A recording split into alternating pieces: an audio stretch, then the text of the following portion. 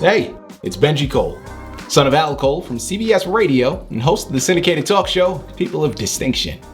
The talk that gives you an in-depth view of some of the most dynamic, intelligent, and successful people on the planet.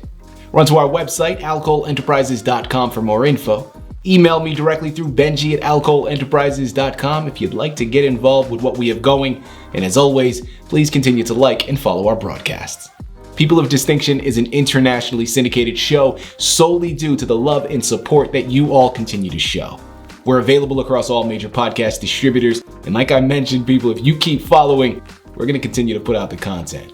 Now sit back and strap in because we are delighted to showcase this next guest on our network. And on the line with us today, we have the impressive Dr. Lynn Sereda. Now we're going to be discussing his amazing book, Growing One's Inner Wisdom to the Max. It's available for purchase through a lot of places, Amazon, Barnes & Noble, and a whole host of others. While you're at it, listen, man, check out his other books because Dr. Lynn he's been putting in some work. Now he has 6 other books already developed, one still in creation. You're going to want to head on over and pick up copies of all of them. And trust me when I tell you, man, this is something that you need to add to your shelf. Before we go any further, I want to take this opportunity and point out the fact that Dr. Lynn was brought to our network by worldwide publicists. So if you're a writer out there who has gone through their process and now you need help moving the masterpiece you just developed, well, look no further than worldwide publicist, people, because this is exactly what they specialize in. Now you're going to want to head on over to worldwidepublicist.com and gather all the ways that their fantastic team is going to help you do just that. And listen, it is an absolute pleasure to have Dr. Lynn here on the line. You know, people, have any of you out there listening, and have you ever wondered what it truly means to unlock your fullest potential? And I mean fullest. I'm talking about emotionally, mentally, spiritually, everything in between. If you ever have wondered that, if you've ever pondered that question, this book and this discussion today, man, this is for you because this is exactly what we have in store. Dr. Lynn's book bridges the gap between emotional intelligence and logical reasoning, guiding readers towards a life of profound self-awareness and purpose. We're going to dive into this transformative book that has these strategies that will help you shed your limitations, embrace your authentic self, and step into the person you were always meant to be. So trust me when I tell you, whether you're seeking clarity, growth, or even a deeper connection to your inner truth, this conversation is your first step towards a more awakened and empowered life. I'm telling you, man, sit back and strap in. This is gonna be a good one, and you're gonna love being a part of it. First and foremost, Dr. Lynn, welcome to People of Distinction, and thank you very much for being a guest. How are you doing today, sir? Great. Fantastic. Well, listen, Dr. Lynn, we are thoroughly looking forward to this discussion. What you've comprised here, man, is something special. It is magnificent. I think it's so special because, listen, man, you know, you're talking about things that are very deep. They're philosophical, they're complex, but you've articulated them in such a way that it really is seamless, right? And I believe it's going to be transferable to a lot of people. The basic message, when you really see the forest through the trees here, is all about love. It's about acceptance. It's about looking for each other. And listen, man, I mean, that's something that is in short supply nowadays. And it's something that we need a lot more of. So we're thoroughly looking forward to this discussion because I know we're going to benefit from this immensely. Now, first and foremost, let's start off at the foundation. Given your background, given your PhD, I'm curious, Dr. Lynn, what motivated you to delve into a journey of awakening? Well, you could say the deeper part of it started in as I was finishing my coursework at UC Berkeley. I got to a position where my wife asked to divorce me, but in the context of four boys who were really quite young. And as I left Berkeley and got a teaching position at Simon Fraser University in Vancouver, British Columbia, I started to experience a huge amount of pain. It wasn't so much about separating from her as it was losing the deep bond that I was growing with my four boys. And it just tore me up. For the next 2 years after I left Berkeley, I found myself crying myself to sleep every night, to the point where the people living next door one day called to me and said, "God, it's just so painful to hear you hurting so much." But it was out of that hurt that I felt a need to not only learn to release and get past it, but to discover the process that would be involved in doing that. And because I had already been exposed to these two teachers at Berkeley who were developing programs, they were realizing that to focus on left brain frontal cortex learning alone, which is conventional schooling, was missing out on the most creative side of our brain, which is right brain occipital cortex, the ability to see solutions and be creative.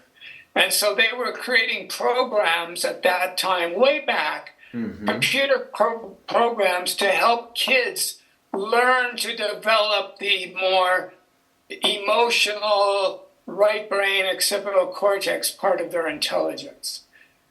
So that was just kind of an initiating beginning.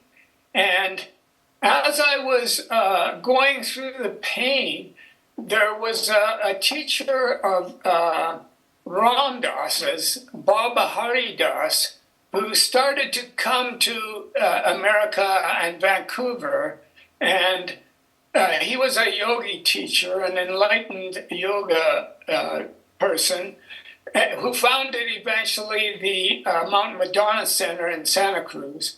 And the very first time I met him, he asked me to lie down beside him, and he wrote on a chalkboard instructions for me to be more present inside of my body and to learn to be in my hands and feet, to learn to be in my head, and to start being present inside and grounding my presence into Mother Earth. And then to do that through my whole body. He at the same time taught me, he said, in a class, he said, "Close your eyes and I want you to spend 5 minutes being totally in your left hand."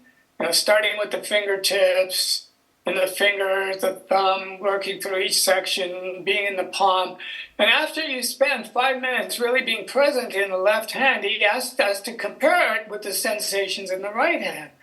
And it's magical. The left hand starts to feel way more alive when you're present inside of it. And it starts to feel beyond body. It has a glow to it. You can actually feel the radiance of your left hand bigger than your right hand. And so these two things together, I started to realize that part of what I needed to do was learn to relax. And so I integrated this with studies in psychology about deep relaxation, and I began a practice of deep relaxation. And at the time, Baba Hari Das said, this is the most important pose in all of yoga because it teaches you to be really present inside of your body.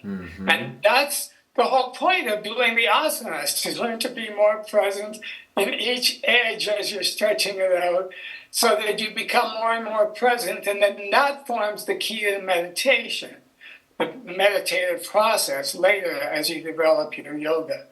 So then the other part of it was that I was feeling some need to open my emotional nervous system, which was feeling all this pain. So I started with some courses on Gestalt therapy, my sort of encounter group at the Esalen Institute. That's what it was, where this guy taught us hand awareness. And so I took a course in Encounter Group, and then I went on to Primal Scream. I began to get interested in how could I total body scream out how much I hurt so that I could let it go. And it was, that had to do more with the emotional right brain occipital cortex part of our intelligence. Deep relaxation is sort of grounding in the central nervous system and the sensory part of our awareness system. And that's what the image of the book shows. To grow into higher states of consciousness requires us learning to integrate both halves of our brain into an integral, unified whole. And that's indeed at the time in the late 60s, there was more and more research coming out that people who learn to integrate into more whole brain states of awareness, they start to shift from discordant beta waves, where the two halves of the brain are in this conflict with each other. They're not coherent. But the more present a person learns to become in both halves of the nervous system, the brain waves start to integrate into integral alpha states. So both halves of the brain are waving together now. And beyond alpha, the more present you become, you start to go into theta and even conscious delta. Delta waves are what we enter when we fall asleep. In a sense, we go into higher states of consciousness when we're sleeping and we're dreaming.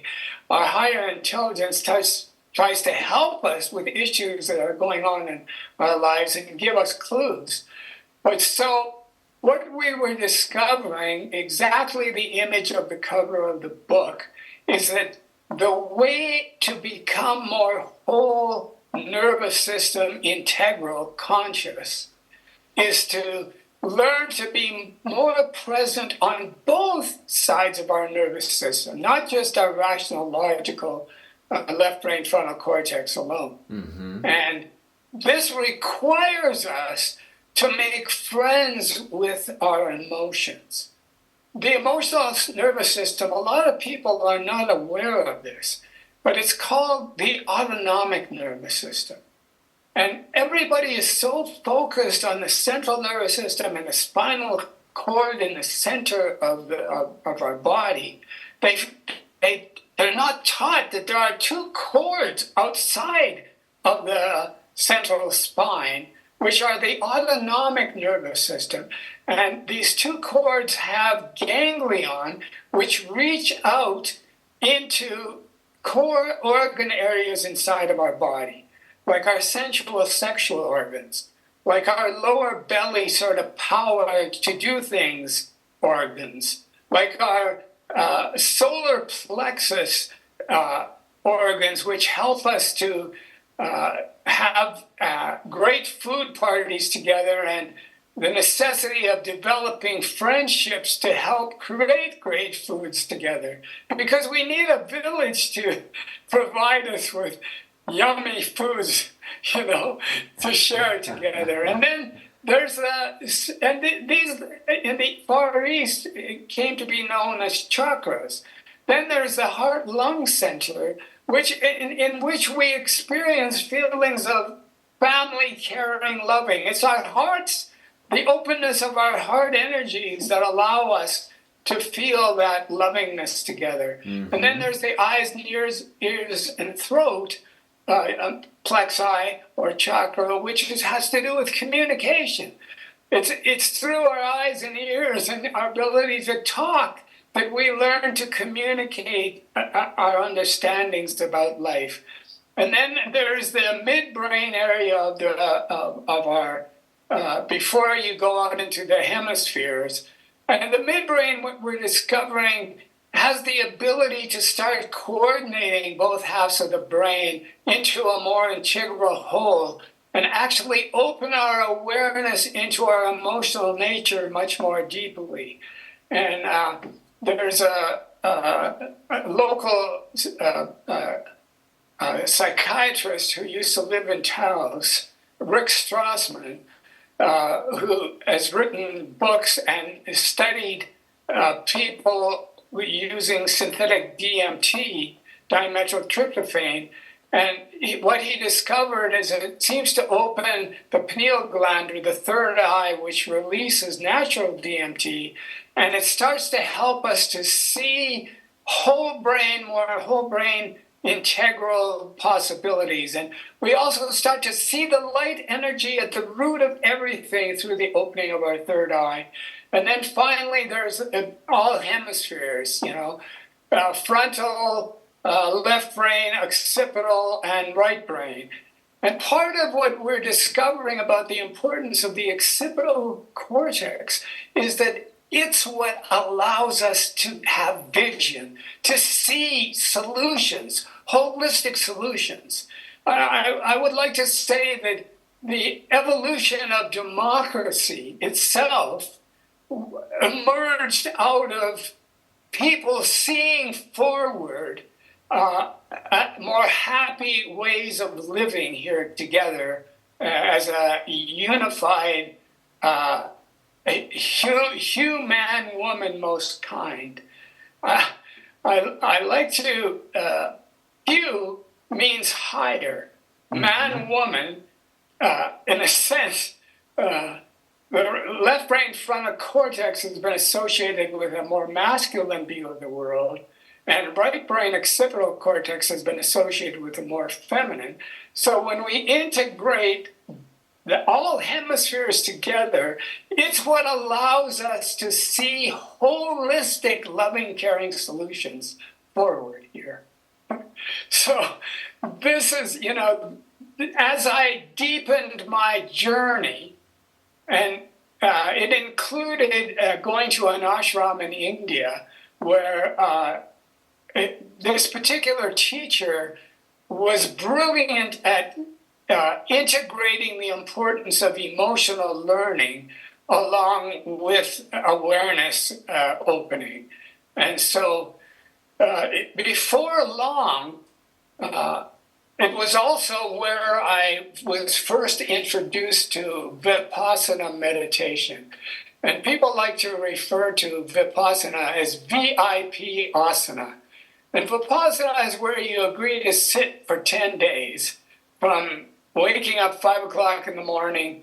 You sit for an hour, do walking meditation for half an hour, sit for an hour, walking meditation. And you do that except for breakfast, lunch, and dinner till 9+ at night. And you do that for 10 days in a row. And part of what happens when you agree to be present is that you start to dive into what's present for you.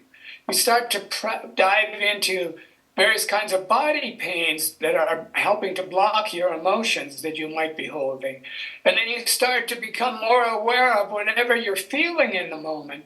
And you just agree to sit there and be the watcher, the observer, instead of the reactor, because you've agreed to not react.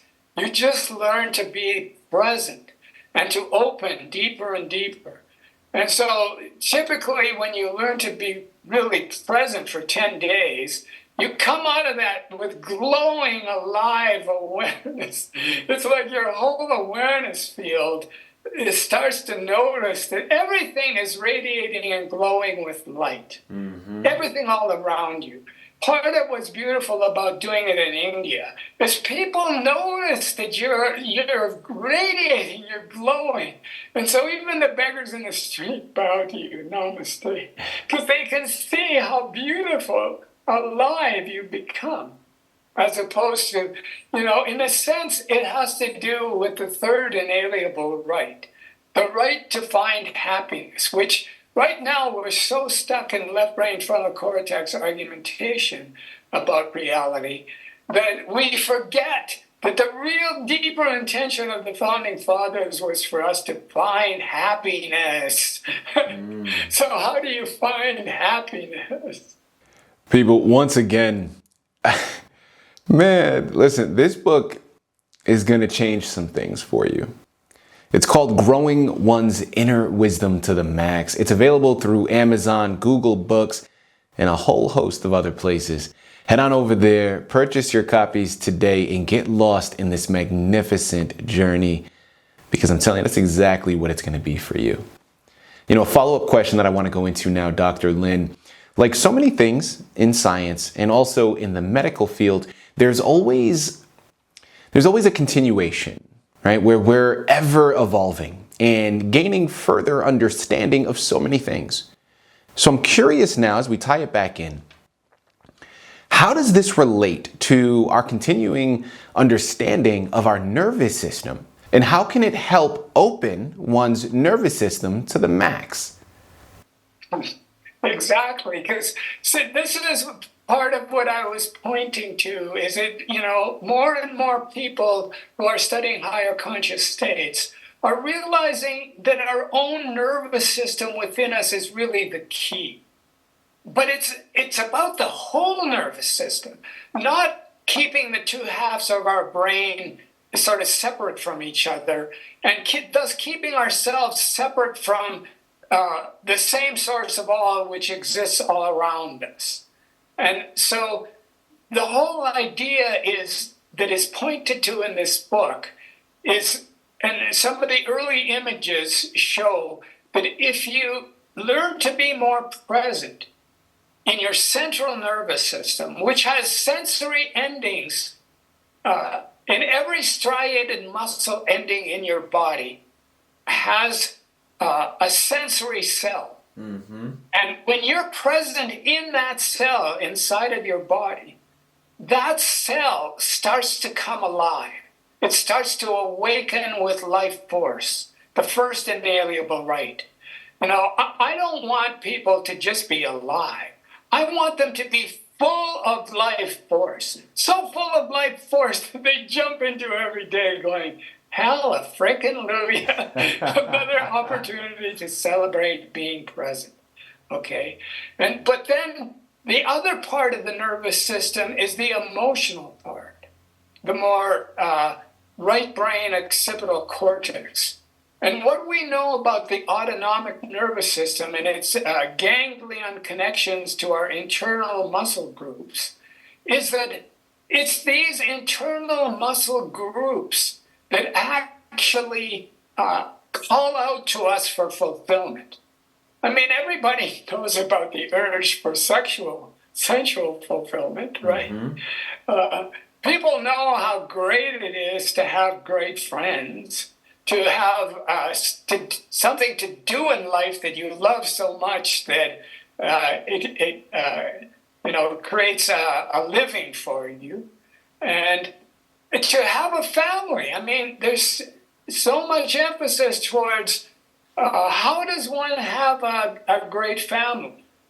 Well, and each of these first four chakras, what we're finding is really the only way that you can find fulfillment is to get beyond fear and to open from your heart. Many people know that endless sex by itself is not fulfilling. The only time it gets fulfilling is when you find your heart able to open in relation to making love with somebody. Mm. And you could say it's the same thing with respect to a job, a way of making a living. But unfortunately, we become so left brain, frontal cortex focused about making a living that instead of putting the emphasis on doing something that is your inner gift to love to do something, we put it on making money. So many people are becoming millionaires, billionaires, hating what they do, but they think they're great, They think they're happy because they got so much money. Mm-hmm. And what do we know about spending money is, yes, it can give you like a 2 to 5, maybe 10-minute rush every time you buy something. But a new car becomes old by the next day. And so the material world in itself isn't sufficient. It's the joy of doing something you love to do that makes the difference. And the same with best friends and a loving family. And when it comes to communication, so many people communicate from hate and resentment and blame from the lowest end of our emotional nervous system. Part of what we discovered about studying our emotional nervous system as people have gotten interested is basically we have a primitive mode called the sympathetic side of our nervous system. The primitive mode is designed to help us survive in the face of real survival threat, and it triggers adrenaline and fight or flight. We either stand up and fight somebody, blame them, hate them, resent them, or we run away and hide and depress ourselves and pretend, you weren't bothered, and just try to chill yourself out of having any feelings. But there is what's known as the parasympathetic side of our emotional nervous system. And the word parasympathetic is very interesting in itself because para means above sympathy. Mm-hmm. When we trigger sympathy, it implies that we need help. We need to stand up and fight, or we need to run away and hide. That's our only choice. But when the parasympathetic side opens and it releases acetylcholines rather than adrenaline, acetylcholines immediately help us to ground and relax with whatever we're feeling. Imagine hating something, but being so relaxed with it that you wouldn't lash out. You would just communicate what bothers you without harming or hurting, without making something else responsible for your feeling. So this is what growing up involves on the emotional side. Learning to shift from sympathetic to parasympathetic. And Charles Tart, a psychologist who wrote a book years ago on altered states of consciousness, he has one chapter in which he discusses learning to shift into parasympathetic. And he said part of what happens when we're sympathetic, our focus goes narrow band, problem focused. I got problems, man. Oh, I gotta stand up and fight. Well, I gotta run away. Right? Whereas in the parasympathetic side, when we learn to relax and just be more present with our feelings, and to open to them and be the watcher on the hill, the witness, the larger beyond body self that is capable of just observing us having feelings, we go wideband. In an article, he points out that research shows that our vision goes wideband and we start to pick up details all around us. We actually start to allow way more bits of information into our whole brain per moment. And it's like, in a sense, you could say we get stoned.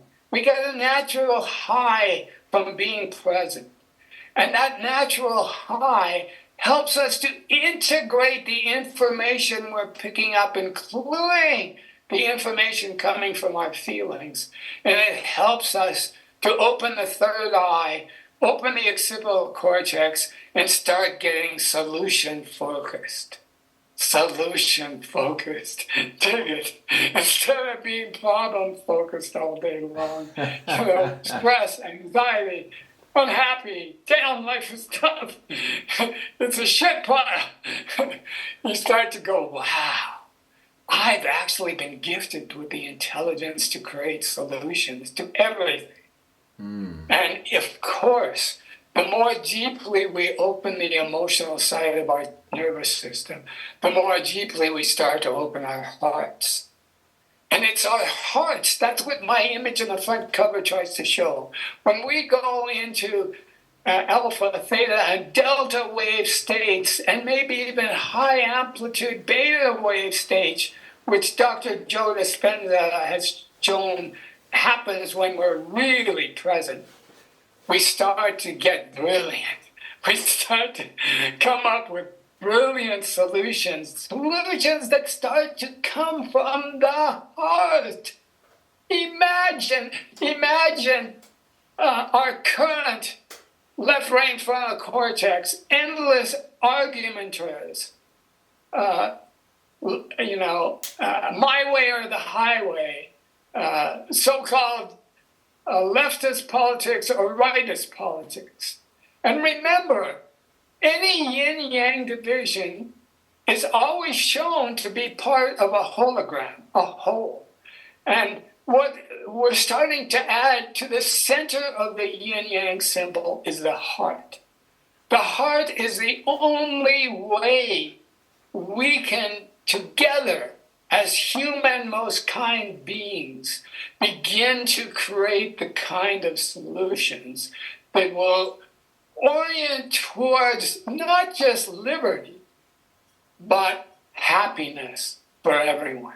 Imagine a democracy, a new wave form of democracy that would start to focus towards supporting happiness for everyone. Happiness for everyone. Solutions from the heart, which would include the left and the right coming together to find the best sort of solutions that would be good for everyone. In the Buddhist tradition, they talk about the great liberation, not just the liberation which gives you the freedom to be either or, left or right. The great liberation is you start to understand that any left brain frontal cortex abstraction out of the grand whole that we all live in, that's all around us all the time, any abstraction is nothing but an abstraction.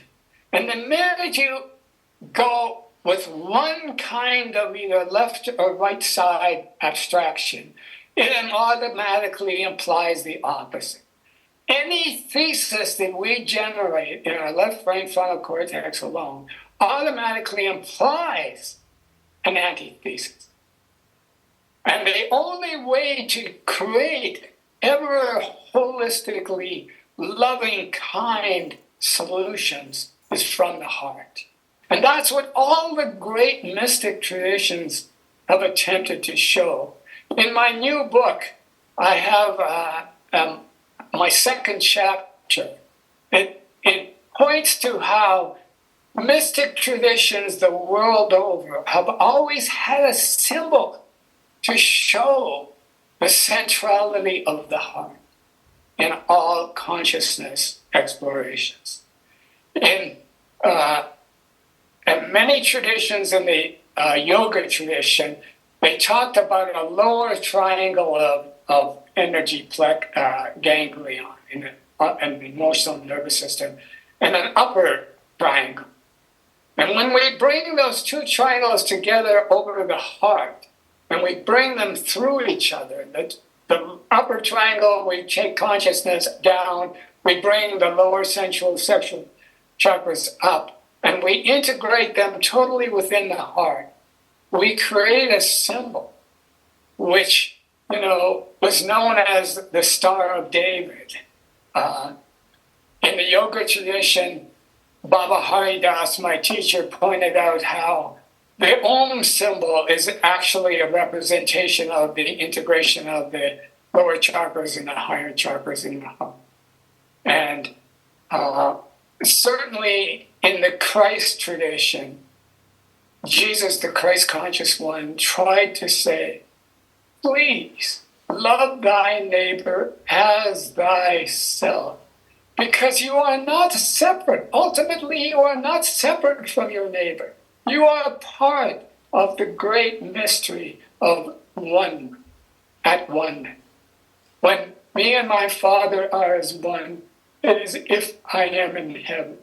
People, listen, I could sit here, I could talk to him for hours, man. As you can already tell, there is a mountain of information, and I promise you we've barely scratched the surface. There is still so much more left.